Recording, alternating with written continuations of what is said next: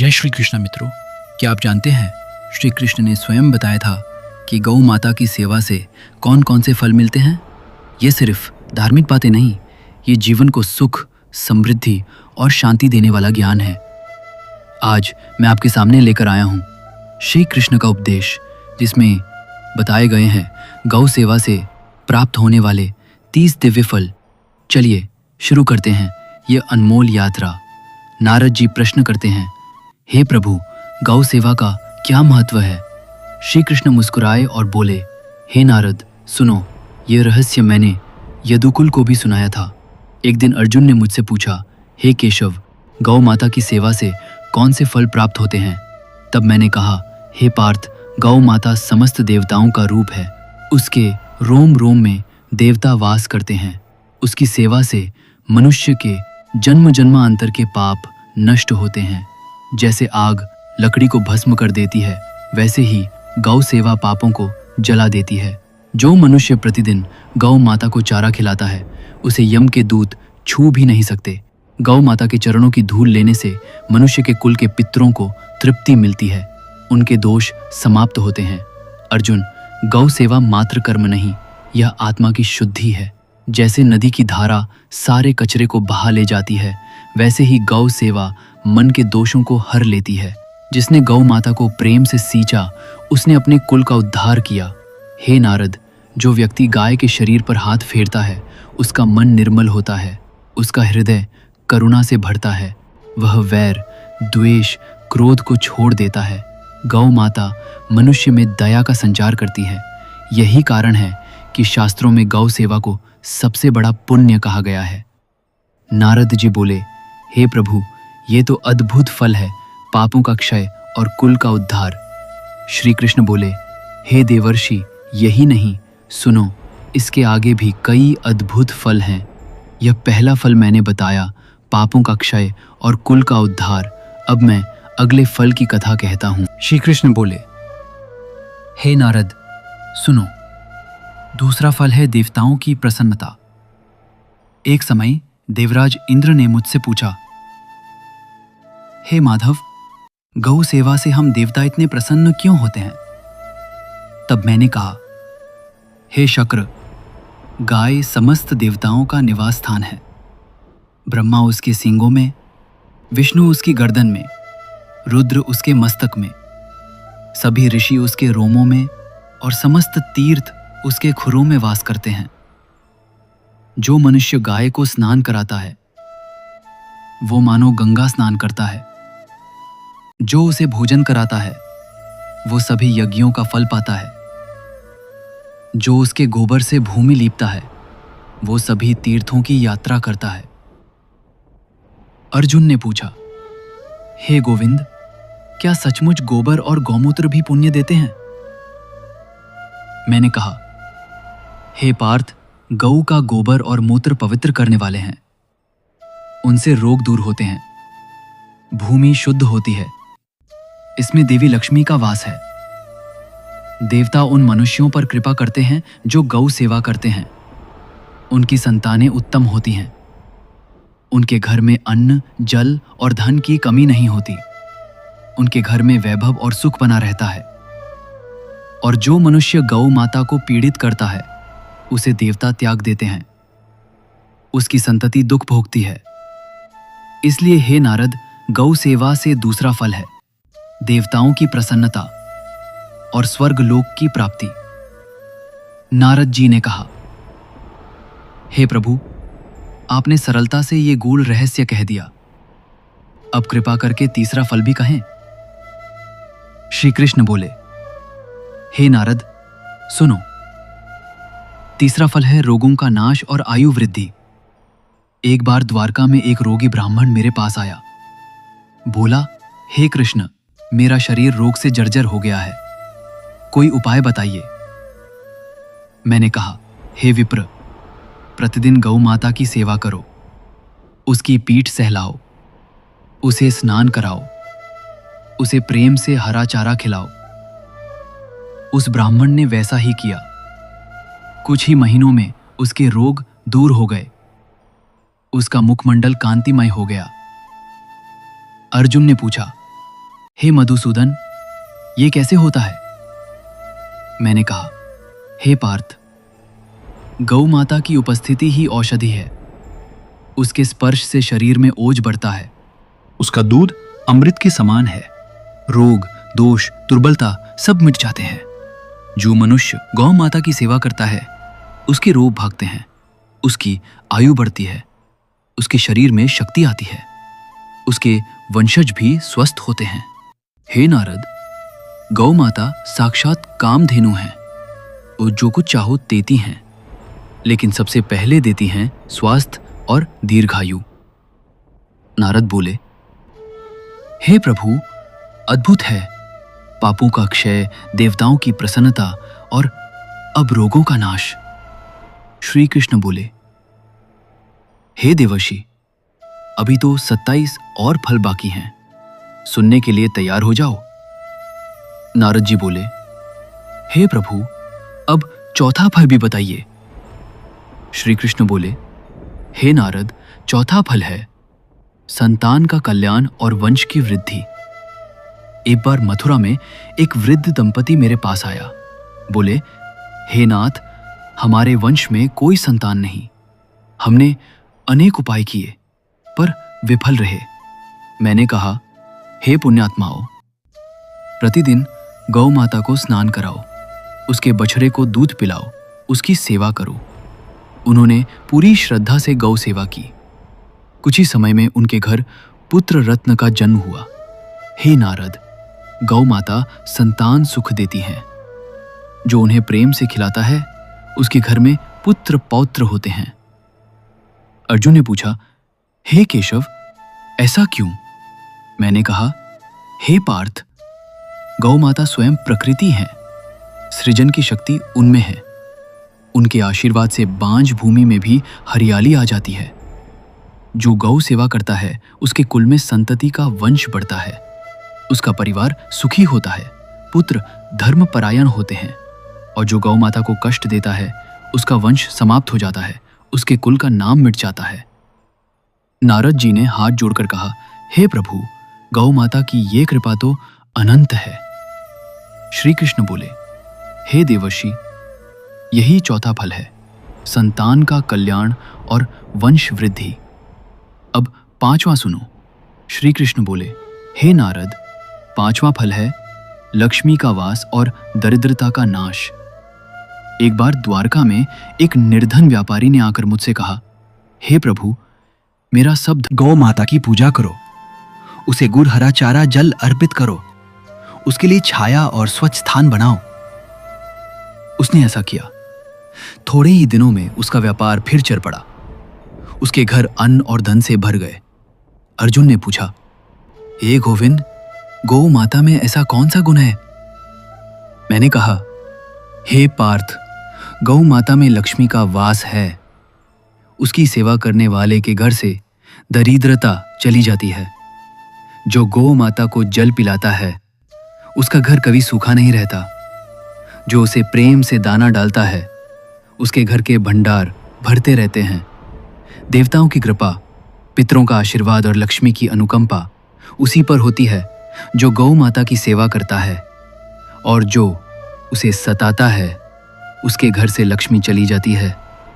दरिद्रता, क्लेश और कलह उसके भाग्य में लिख जाते हैं। हे नारद, इसलिए कहा गया, गौ माता लक्ष्मी स्वरूपा है। उसकी सेवा से लक्ष्मी का वास होता है। नारद जी ने कहा, हे प्रभु, कितना सरल उपाय और कितना बड़ा फल। श्री कृष्ण बोले, हे देवर्षि, अब सुनो छठा फल। श्री कृष्ण बोले, हे नारद, छठा फल है भूमि की उर्वरता और अन्न की वृद्धि।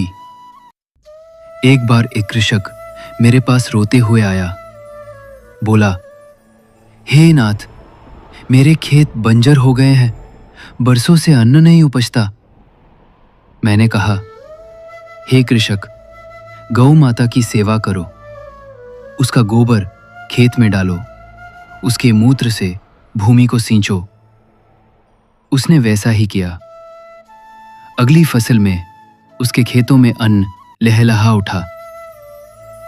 अर्जुन ने पूछा, हे मधुसूदन, ये कैसे होता है? मैंने कहा, हे पार्थ, गौ माता पृथ्वी की जननी है। उसका गोबर भूमि के दोष हर लेता है। उसमें जीवाणु शक्ति होती है, भूमि को उर्वर करता है। उसका मूत्र कीटों को भगाता है, भूमि की शक्ति को बढ़ाता है। जो किसान गौ माता की सेवा करता है, उसके खेत कभी खाली नहीं रहते। अन्न, फल, फूल उसमें भरपूर होते हैं। हे नारद, गौ सेवा करने वाले गांव में कभी अकाल नहीं पड़ता। वहां वर्षा समय पर होती है। वहां सुख समृद्धि बनी रहती है। जो गौ को तिरस्कृत करता है, उसकी भूमि बंजर हो जाती है। उसमें अनावृष्टि होती है। नारद जी बोले, हे प्रभु, अब मुझे गौ माता की महानता का अनुभव हो रहा है। श्री कृष्ण मुस्कुराए और बोले, हे देवर्षि, यही छठा फल है, भूमि की उर्वरता और अन्न की वृद्धि। अब आगे के फल भी सुनाता हूं। नारद जी बोले, हे प्रभु, छठा फल तो अद्भुत था, अब कृपा कर सातवां फल भी कहें। श्री कृष्ण बोले, हे नारद, सातवां फल है यज्ञों का फल और धर्म की रक्षा। एक बार युधिष्ठिर ने मुझसे पूछा, हे जनार्दन, कलयुग में यज्ञ कठिन हो जाएंगे, लोग यज्ञ हवन नहीं कर पाएंगे, तब धर्म की रक्षा कैसे होगी?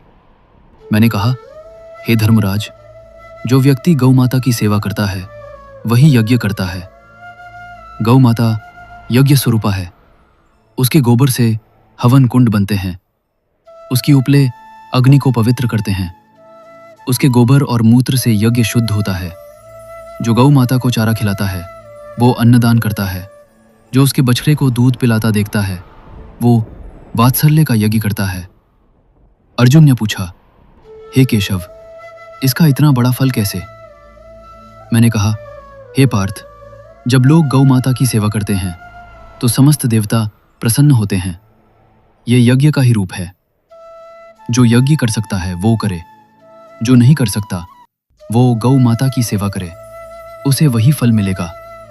हे नारद, इसलिए कहा गया है, गौ सेवा यज्ञ के समान है, उससे धर्म की रक्षा होती है। जो राष्ट्र गौ माता की रक्षा करता है उसका धर्म अक्षुण्ण रहता है। नारद जी बोले, हे प्रभु, अद्भुत यज्ञ का फल गौ सेवा से। श्री कृष्ण बोले, अब सुनो आठवां फल। हे नारद, आठवां फल है समाज में शांति और सद्भाव। एक बार वृंदावन में गोपों के बीच विवाद हो गया। उन्होंने मुझसे कहा, हे गोविंद, हमारे गांव में वैर, द्वेष और झगड़े बढ़ गए हैं। मैंने कहा, हे गोपों, गौ माता की सेवा करो, उसके दूध को आपस में बांटो, उसके बछड़े को सब मिलकर पालो। उन्होंने वैसा ही किया। कुछ ही दिनों में गांव में प्रेम, एकता और शांति छा गई। अर्जुन ने पूछा, हे माधव, ये कैसे हुआ? मैंने कहा, हे पार्थ, गौ माता प्रेम की मूर्ति है। वो बांटने में सुख पाती है। उसका दूध सबको मिलता है। उसका स्वभाव ही करुणा है। जो गांव सेवा करता है उसमें ईर्ष्या कम होती है। लोग एक दूसरे के सुख दुख में साथ होते हैं। उनके मन में दया, प्रेम और करुणा बढ़ती है। गौ माता का स्वभाव समाज में उतर जाता है। लोग सहिष्णु होते हैं, झगड़े मिट जाते हैं। जो समाज गौ हत्या करता है उसमें वैर, हिंसा, द्वेष और कलह फैलता है। हे नारद, गौ सेवा से समाज में शांति और सद्भाव बना रहता है। यही इसका आठवां फल है। नारद जी बोले, हे प्रभु, ये तो समाज की नींव है। श्री कृष्ण बोले, हे देवर्षि, अब सुनो नवा फल। श्री कृष्ण बोले, हे नारद, अब मैं नवा फल कहता हूं, तीर्थों के बराबर पुण्य। एक बार उद्धव ने मुझसे कहा, हे वासुदेव, कलयुग में लोग तीर्थयात्रा कैसे करेंगे? धन नहीं होगा, समय नहीं होगा। मैंने कहा, हे उद्धव, जो व्यक्ति गौ माता की सेवा करता है वो सभी तीर्थों की यात्रा करता है। गौ माता में गंगा, यमुना, सरस्वती, गोदावरी, नर्मदा सभी नदियां वास करती है। उसका स्पर्श ही पवित्र करता है। अर्जुन ने पूछा, हे गोविंद, सचमुच ऐसा है? मैंने कहा, हे पार्थ, जो व्यक्ति गौ माता को नमन करता है वो प्रयाग स्नान करता है, जो उसकी परिक्रमा करता है वो काशी की परिक्रमा करता है, जो उसे स्नान कराता है वो हरिद्वार स्नान करता है, उसका गोबर गंगा के समान पवित्र है, उसकी चरण रज से पाप नष्ट होते हैं। हे नारद, जो गरीब असमर्थ लोग तीर्थ नहीं जा सकते वे गौ माता की सेवा करें, उन्हें सभी तीर्थों का फल मिलेगा। जो अमीर होकर भी गौ सेवा ना करे उसका तीर्थ भी व्यर्थ है। इसलिए कहा गया, गौ सेवा तीर्थ यात्रा के बराबर पुण्य देती है। यही नवा फल है। नारद जी बोले, हे प्रभु, अब मेरा हृदय गदगद हो गया। श्री कृष्ण बोले, हे देवर्षि, आगे के फल भी सुनो, अभी तो बहुत बाकी हैं। नारद जी बोले, हे प्रभु, अब 10वां फल भी बताइए। श्री कृष्ण बोले, हे नारद, 10वां फल है पितरों की तृप्ति और पितृदोष का निवारण। एक बार हस्तिनापुर में एक ब्राह्मण मेरे पास आया। बोला, हे माधव, हमारे कुल में पितृदोष है, श्राद्ध करने पर भी अशांति रहती है। मैंने कहा, हे ब्राह्मण, गौ माता की सेवा करो, उसे जल पिलाओ, उसका आशीर्वाद लो। उसने ऐसा ही किया। कुछ ही समय में उसके कुल में सुख शांति आ गई। उसके सपनों में पितर आकर आशीर्वाद देने लगे। अर्जुन ने पूछा, हे केशव, ये कैसे संभव है? मैंने कहा, हे पार्थ, गौ माता पितरों को अत्यंत प्रिय है। जो व्यक्ति गौ सेवा करता है उसके पितर तृप्त हो जाते हैं। शास्त्रों में कहा गया, गोदानम पितृतर्पणम, अर्थात गाय का दान पितरों को तृप्त करता है। जो गौ माता को जल पिलाता है वो पितरों को अमृत पिलाता है।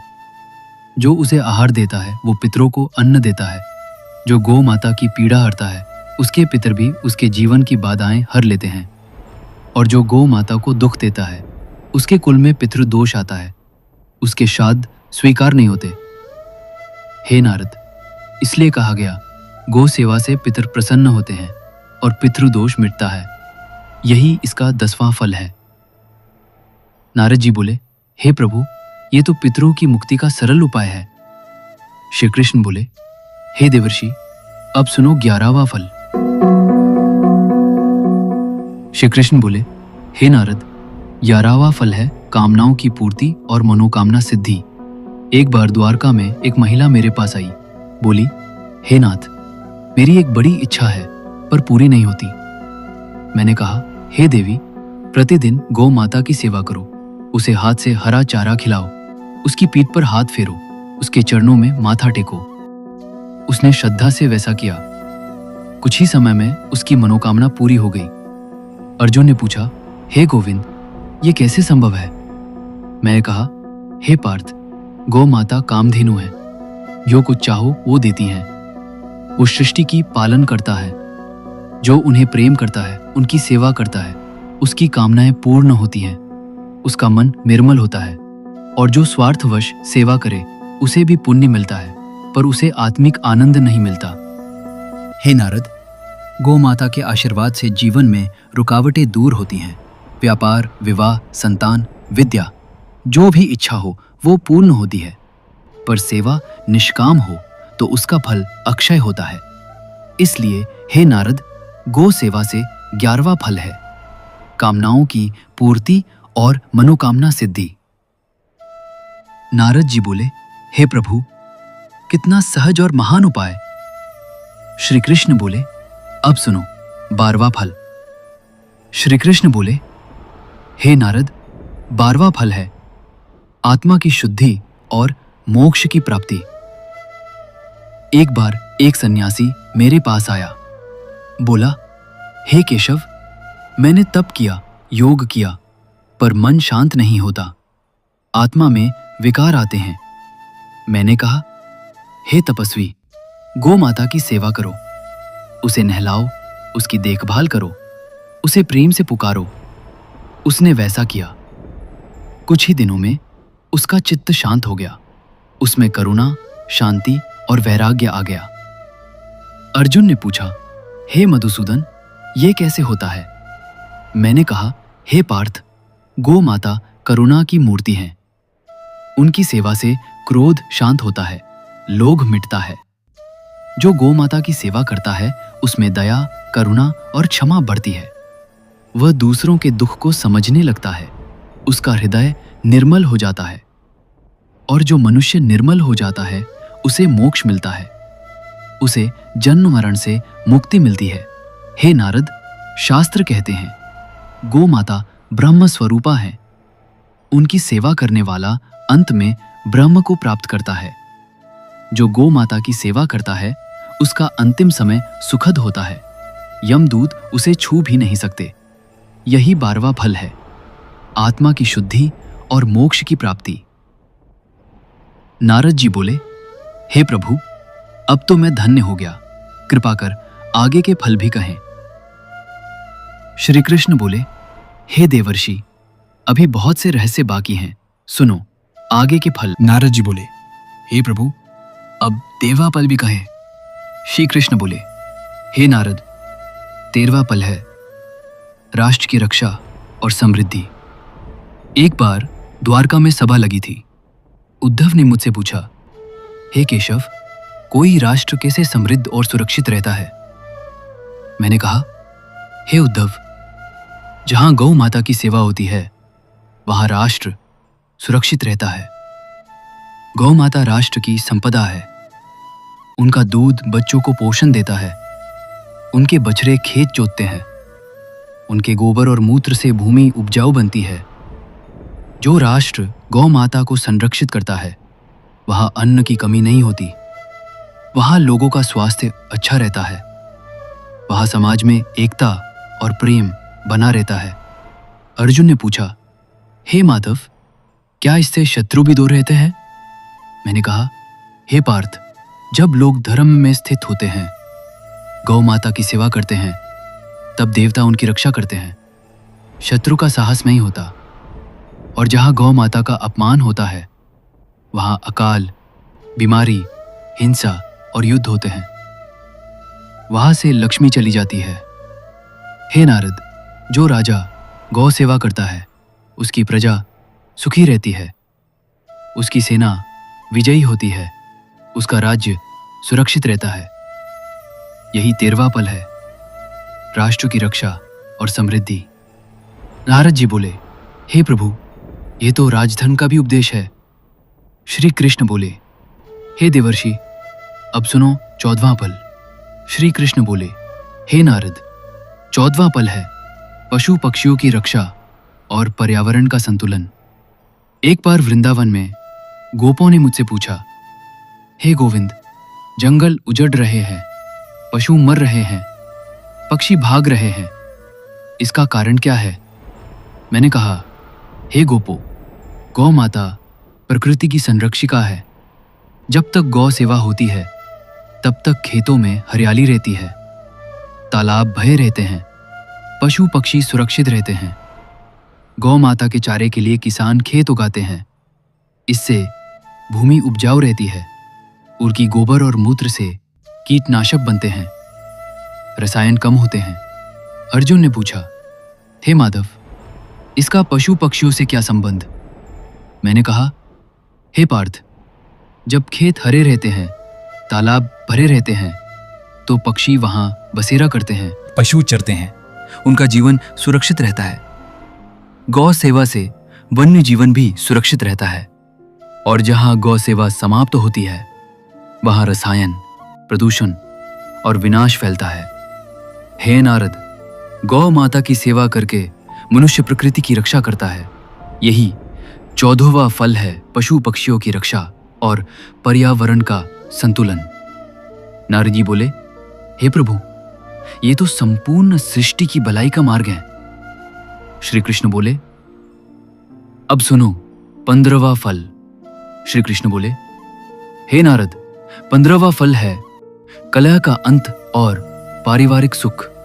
एक बार एक गृहस्थ मेरे पास आया, बोला, हे माधव, मेरे घर में कलह रहता है। पति पति में झगड़ा, माता पिता से विवाद, भाई भाई में ईर्ष्या, कोई सुख नहीं। मैंने कहा, हे गृहस्थ, प्रतिदिन गौ माता की सेवा करो। घर के सब लोग साथ में उसे चारा खिलाओ। उसके चरणों में प्रणाम करो। उसने ऐसा किया। कुछ ही महीनों में उसके घर का वातावरण बदल गया। अर्जुन ने पूछा, हे गोविंद, ये कैसे होता है? मैंने कहा, हे पार्थ, गौ माता प्रेम की मूर्ति है। जो उसके चरणों में जाता है उसका अहंकार पिघल जाता है। जब परिवार के लोग एक साथ गौ माता की सेवा करते हैं तो उनके हृदय में करुणा आती है, उनमें एकता और प्रेम बढ़ता है। उनकी बातचीत मधुर होती है, वे एक दूसरे के दुख को समझते हैं। और जो गौ माता की सेवा नहीं करते, उनके मन में कटुता रहती है, उनका हृदय कठोर हो जाता है।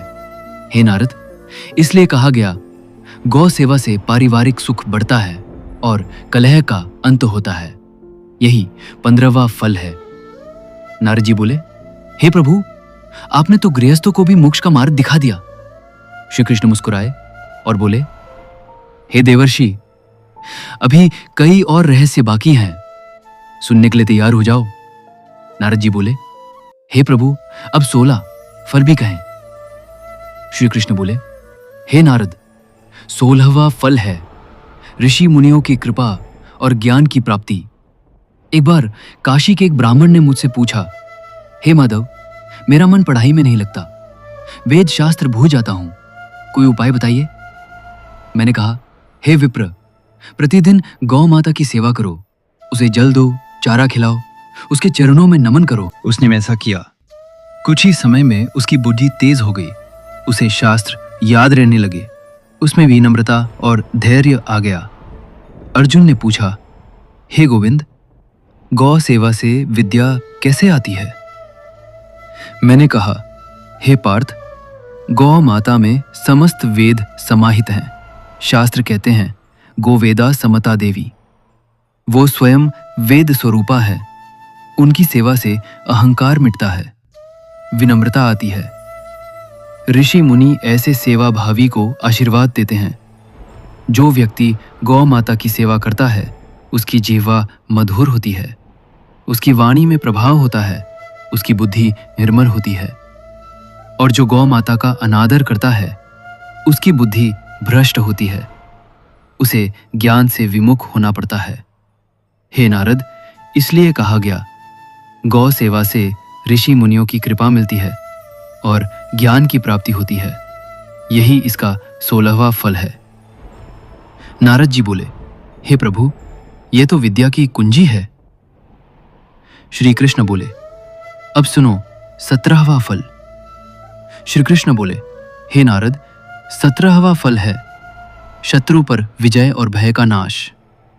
एक बार हस्तिनापुर में दुर्योधन ने मुझसे कहा, हे माधव, मेरे शत्रु बहुत हैं, मुझे भय लगता है। मैंने कहा, हे दुर्योधन, तुझे घमंड छोड़कर गौ माता की सेवा करनी चाहिए थी। गौ माता अहंकार को हरती हैं। अर्जुन ने पूछा, हे केशव, क्या गौ सेवा से शत्रु पर विजय मिलती है? मैंने कहा, हे पार्थ, जो गौ माता की सेवा करता है उसका हृदय निर्मल होता है, उसमें अहिंसा और साहस का संचार होता है। गौ सेवा से मनुष्य में क्षमा और धैर्य आता है। वो विचार पूर्वक निर्णय लेता है, उसकी बुद्धि शत्रु के कपट को पहचान लेती है। देवता उसकी रक्षा करते हैं, शत्रु की योजनाएं असफल हो जाती हैं। और जो गौ माता को कष्ट देता है वो भयभीत रहता है, उसके शत्रु उस पर हावी हो जाते हैं। हे नारद, इसलिए कहा गया, गौ सेवा से शत्रु पर विजय मिलती है और भय नष्ट होता है। यही 17वां फल है। नारद जी बोले, हे प्रभु, ये तो वीरता का मार्ग है। श्री कृष्ण बोले, हे देवर्षि, अब सुनो 18वां फल। श्री कृष्ण बोले, हे नारद, 18वां फल है वैभव और कीर्ति की प्राप्ति। एक बार द्वारका के एक व्यापारी ने कहा, हे माधव, मैंने खूब धन कमाया, लेकिन लोग मेरी निंदा करते हैं, मेरी कीर्ति नहीं है। मैंने कहा, हे श्रेष्ठी, केवल धन से कीर्ति नहीं मिलती, श्रद्धा से। गौ माता की सेवा करो। उसमें गौ माता को आश्रय दिया, गौशाला बनाई, उन्हें चारा, पानी, चिकित्सा दी। कुछ ही वर्षों में उसकी कीर्ति चारों ओर फैल गई, लोग उसकी प्रशंसा करने लगे। अर्जुन ने पूछा, हे गोविंद, ये कैसे संभव है? मैंने कहा, हे पार्थ, गौ माता सेवा भाव को जागृत करती हैं। जो उनकी सेवा करता है वो लोग छोड़ देता है, उसमें करुणा आती है। लोग ऐसे व्यक्ति पर भरोसा करते हैं, समाज उसे आदर देता है, उसका नाम सम्मान से लिया जाता है। और जो गौ माता का अनादर करता है उसकी कीर्ति नष्ट हो जाती है, उसका वैभव भी क्षणिक होता है। हे नारद, गौ सेवा से वैभव स्थिर होता है, कीर्ति दूर दूर तक जाती है। यही 18वां फल है, वैभव और कीर्ति की प्राप्ति। नारद जी बोले, हे प्रभु, ये तो जीवन का सार है। श्री कृष्ण बोले, हे देवर्षि, अभी और रहस्य बाकी हैं, सुनो आगे के फल। नारद जी बोले, हे प्रभु, अब 19वां फल भी बताइए। श्री कृष्ण बोले, हे नारद, 19वां फल है दुख और दरिद्रता का नाश। एक बार एक गरीब महिला मेरे पास आई, बोली, हे गोविंद, मेरे घर में रोज क्लेश, दुख और दरिद्रता का वास है, क्या करूं?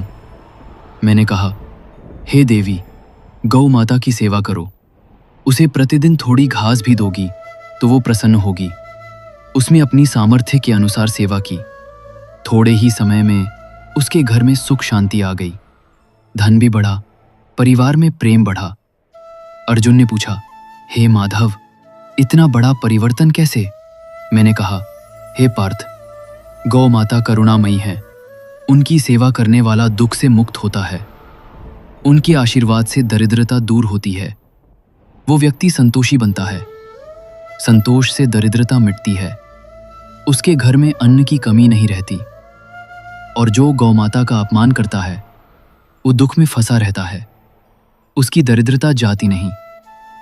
हे नारद, इसलिए कहा गया, गौ सेवा दुख और दरिद्रता का नाश होता है। यही इसका 19वां फल है। नारद जी बोले, हे प्रभु, ये तो गरीबों के लिए अमृत समान उपाय है। श्री कृष्ण बोले, अब सुनो 20वां फल। श्री कृष्ण बोले, हे नारद, 20वां फल है शुभ संकल्पों की सिद्धि। एक बार एक ब्राह्मण मेरे पास आया, बोला, हे केशव, मैं यज्ञ करना चाहता हूँ, मंदिर बनवाना चाहता हूँ, पर साधन नहीं जुड़ते। मैंने कहा, हे विप्र, पहले गौ माता की सेवा करो, अपने संकल्प उसके चरणों में रखो। उसने वैसा किया, कुछ ही समय में उसे सहायता मिलने लगी, उसका यज्ञ भी पूरा हुआ और मंदिर भी बना। अर्जुन ने पूछा, हे गोविंद, ये कैसे होता है? मैंने कहा, हे पार्थ, गौ माता संकल्पों की साक्षी हैं। जो उनके चरणों में संकल्प रखता है उसका हृदय शुद्ध होता है, उसकी इच्छा में अहंकार नहीं रहता, उसकी सेवा से देवता प्रसन्न होते हैं, समाज उसका साथ देता है। और जो सेवा ना करे उसका संकल्प अपूर्ण रहता है, उसमें विघ्न आते हैं। ए नारद, गौ सेवा से पुण्य संकल्प पूरे होते हैं। यही 20वां फल है, शुभ संकल्पों की सिद्धि। नारद जी बोले, हे प्रभु, आपने तो जीवन के हर पहलू का समाधान बताया। श्री कृष्ण बोले, अब सुनो 21वां फल। श्री कृष्ण बोले, हे नारद, 21वां फल है रोगों का हरण और आरोग्य। एक बार द्वारका में एक वैद्य आया, बोला, हे नाथ, मैं दूसरों का इलाज करता हूं, पर मेरा अपना स्वास्थ्य गिरता जा रहा है। मैंने कहा, हे वैद्य, गौ माता की सेवा करो, उन्हें नहलाओ, उनके खुरों की सफाई करो, उन्हें प्रेम से पुकारो। उसने वैसा किया, कुछ ही महीने में उसका शरीर स्वस्थ और मन प्रसन्न हो गया। अर्जुन ने पूछा, हे केशव, गौ सेवा से रोग कैसे दूर होते हैं? मैंने कहा, हे पार्थ, गौ माता का स्पर्श औषधि है, उनके आसपास की हवा शुद्ध होती है, उनका दूध, घी, गोबर और मूत्र रोगहर होते हैं। उनकी सेवा से मन प्रसन्न रहता है, तनाव, चिंता और अवसाद दूर होते हैं, शरीर में ओज और बल आता है। और जो गौ माता का तिरस्कार करता है उसके शरीर में रोग और दुर्बलता घर कर लेती है। हे नारद, इसलिए कहा गया, गौ सेवा से रोगों का हरण होता है और आरोग्य प्राप्त होता है। यही 21वां फल है। नारद जी बोले, हे प्रभु, यह तो स्वस्थ जीवन का गूढ़ रहस्य है। श्री कृष्ण बोले, हे देवर्षि, अभी और भी गूढ़ फल बाकी हैं, सुनने के लिए तैयार हो जाओ। नारद जी बोले, हे प्रभु, अब बताइए 22वां फल। श्री कृष्ण बोले, हे नारद, 22वां फल है काल का भय मिटना और दीर्घायु। एक बार एक वृद्ध ब्राह्मण मेरे पास आया। बोला, हे गोविंद, मुझे मृत्यु का भय सताता है, मेरी आयु बढ़े, इसका कोई उपाय बताइए। मैंने कहा, हे विप्र, गौ माता की सेवा करो, उनके चरणों में बैठकर मंत्र जपो, उन्हें जल पिलाओ। उसने वैसा किया, उसके मन से मृत्यु का भय मिट गया, उसकी आयु भी बढ़ी। अर्जुन ने पूछा, ए माधव, ये कैसे होता है? मैंने कहा, हे पार्थ, गौ माता स्वयं जीवन की धारिणी है। उनकी सेवा करने वाला व्यक्ति काल से नहीं डरता, उसमें धैर्य और साहस आता है। जो गौ माता को श्रद्धा से देखता है, उसे यमदूत भी आदर करते हैं, उसकी मृत्यु शांत होती है।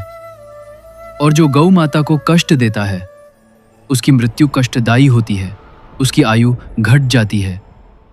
हे नारद, गौ सेवा से आयु बढ़ती है, मृत्यु का भय मिटता है, यही इसका 22वां फल है। नारद जी बोले, हे प्रभु, आपने तो जीवन और मृत्यु का रहस्य खोल दिया। श्री कृष्ण बोले, अब सुनो 23वां फल। श्री कृष्ण बोले, हे नारद, 23वां फल है तपस्या का फल और पुण्य संचय। एक बार एक तपस्वी मेरे पास आया। बोला, हे नाथ, मैंने वर्षों तक तप किया पर सिद्धि नहीं मिली। मैंने कहा, हे तपस्वी, गौ माता की सेवा करो, अपनी तपस्या का भाव उसके चरणों में अर्पित करो।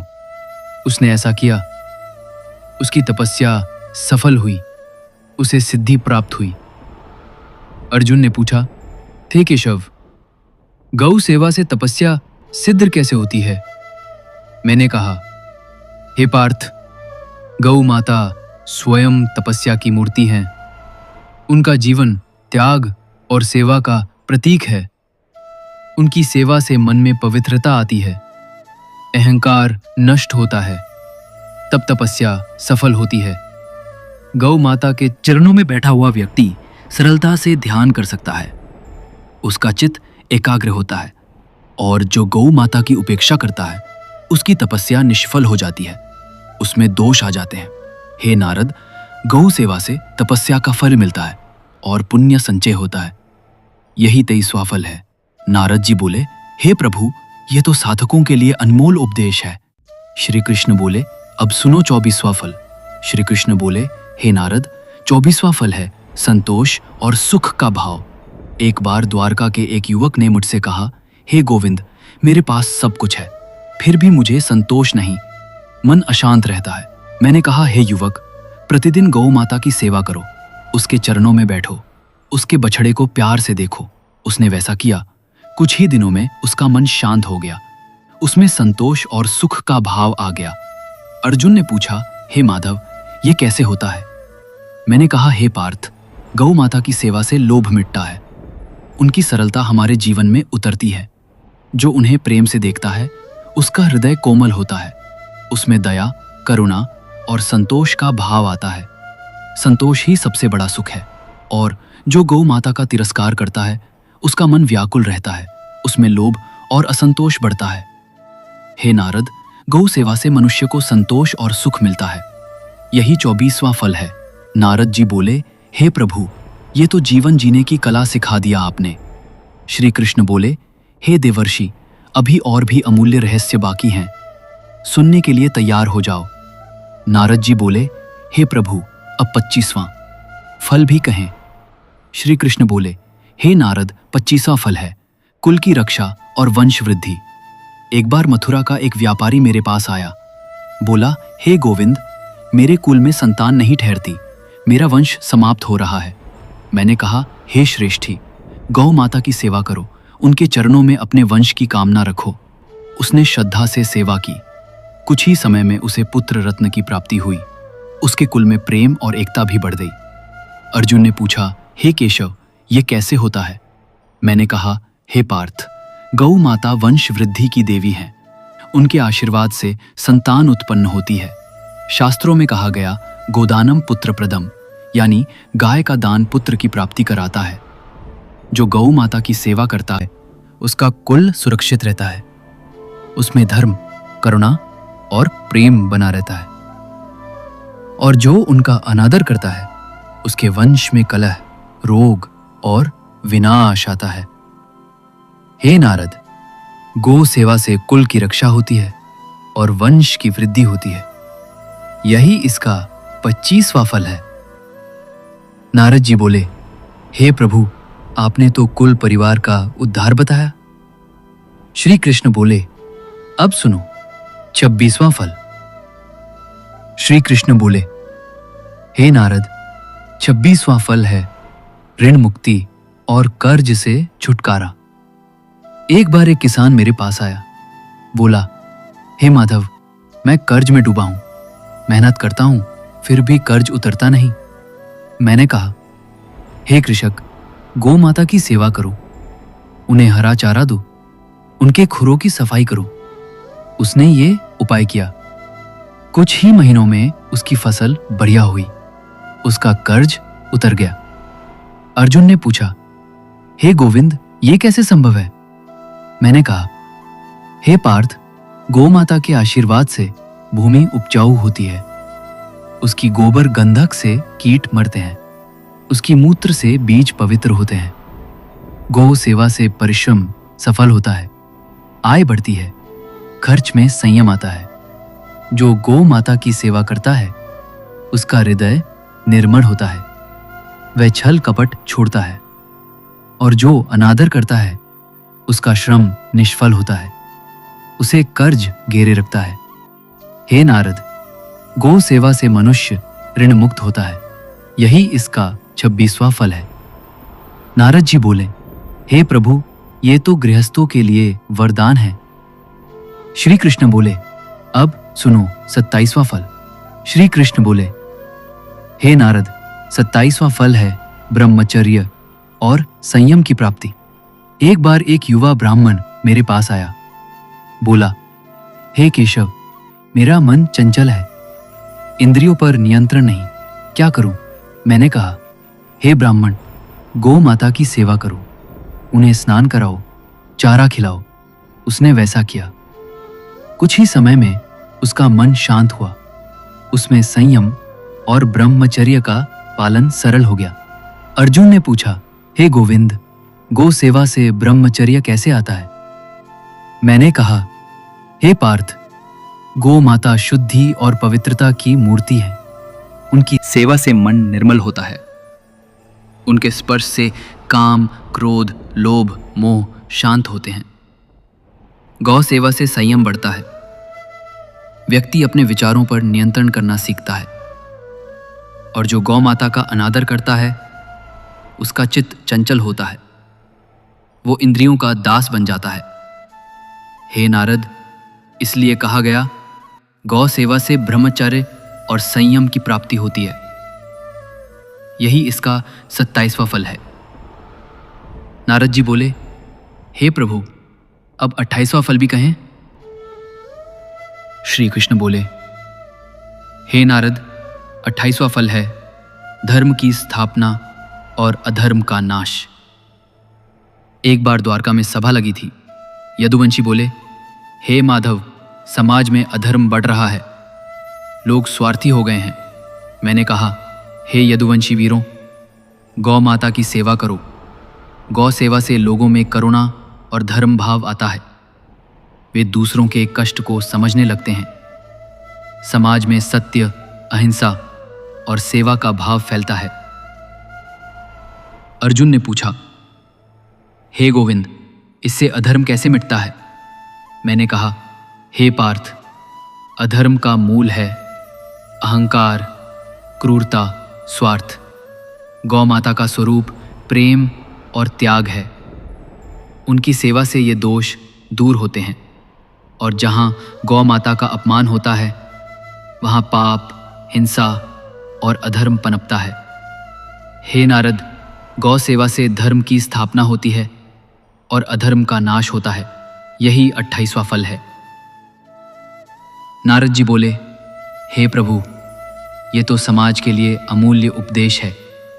श्री कृष्ण बोले, अब सुनो 29वां फल। श्री कृष्ण बोले, हे नारद, 29वां फल है भक्ति में वृद्धि और भगवान का साक्षात्कार। एक बार एक साधु मेरे पास आया, बोला, हे गोविंद, मैं भजन करता हूँ पर तुम्हें अनुभव नहीं कर पाता, मेरी भक्ति में मिठास नहीं। मैंने कहा, हे साधु, गौ माता की सेवा करो। उसने श्रद्धा से सेवा की। कुछ ही समय में उसका हृदय प्रेम से भर गया। मेरी छवि उसके मन में प्रकट हुई। अर्जुन ने पूछा, हे माधव, ये कैसे होता है? मैंने कहा, हे पार्थ, गौ माता मेरे हृदय में वास करती हैं। जो उनकी सेवा करता है वो मुझे प्रसन्न करता है। गौ माता करुणा की मूर्ति हैं। उनकी सेवा करने वाला प्रेममय हो जाता है, उसकी भक्ति शुद्ध हो जाती है। ऐसे व्यक्ति को भगवान का साक्षात्कार होता है। उसका मन अहंकार से मुक्त होता है। और जो गौ माता का अनादर करता है, उसकी भक्ति में छल रहता है, उसे साक्षात्कार नहीं होता। हे नारद, गौ सेवा से भक्ति में वृद्धि होती है और भगवान का साक्षात्कार होता है। यही 29वां फल है। नारद जी बोले, हे प्रभु, ये तो परम रहस्य है। श्री कृष्ण बोले, अब सुनो अंतिम 30वां फल। श्री कृष्ण बोले, हे नारद, 30वां और अंतिम फल है जीवन का परम लक्ष्य और ब्रह्म में लय। एक बार एक ज्ञानी योगी मुझसे बोला, हे केशव, मैंने वेद पढ़े, ध्यान किया, पर अब भी अंतिम सत्य समझ नहीं आता। मैंने कहा, हे योगी, गौ माता की सेवा करो। उसने वैसा ही किया। उसकी दृष्टि बदल गई। उसे हर जीव में परमात्मा का दर्शन होने लगा। अर्जुन ने पूछा, हे माधव, गौ सेवा से ब्रह्म कैसे मिलता है? मैंने कहा, हे पार्थ, गौ माता ब्रह्म स्वरूपा हैं। वे संपूर्ण जगत का पोषण करती हैं। उनमें समता और करुणा है। उनकी सेवा से मनुष्य में अद्वैत का भाव आता है। वो सब में एक ही ब्रह्म को देखता है। ऐसा व्यक्ति मोह और माया से मुक्त हो जाता है, जन्म मरण के चक्र से छूट जाता है। हे नारद, जो गौ माता की सेवा करता है वो जीवन के परम लक्ष्य को प्राप्त करता है। वो ब्रह्म में लीन हो जाता है। यही 30वां और अंतिम फल है, जीवन का परम लक्ष्य और ब्रह्म में लय। नारद जी ने हाथ जोड़कर कहा, हे प्रभु, आपने मुझे जीवन का सार बता दिया। मैं कृतार्थ हुआ। श्री कृष्ण मुस्कुराए और बोले, हे देवर्षि, जो कोई भी श्रद्धा से गौ माता की सेवा करेगा उसे ये सभी फल अवश्य मिलेंगे। यही मेरा वचन है। और नारद जी संसार में ये उपदेश सुनाने निकल पड़े ताकि हर जीव गौ माता की सेवा से जीवन को पावन बना सके। मित्रों, यही था श्री कृष्ण का दिव्य उपदेश, गौ माता की सेवा से मिलने वाले 30 महान फल। आइए हम भी श्री कृष्ण की इस वाणी को जीवन में उतारें। गौ माता की सेवा करें, उनका सम्मान करें और अपने जीवन को पावन बनाएं। अगर आपको ये कथा अच्छी लगी हो तो कृपया वीडियो को लाइक करें, चैनल को सब्सक्राइब करें और कमेंट में जय गौ माता लिखकर हमें बताएं कि आप भी गौ सेवा के संकल्प में हमारे साथ हैं। मिलते हैं अगली वीडियो में। तब तक गौ माता का आशीर्वाद आप सब पर बना रहे। जय श्री कृष्ण, जय गौ माता।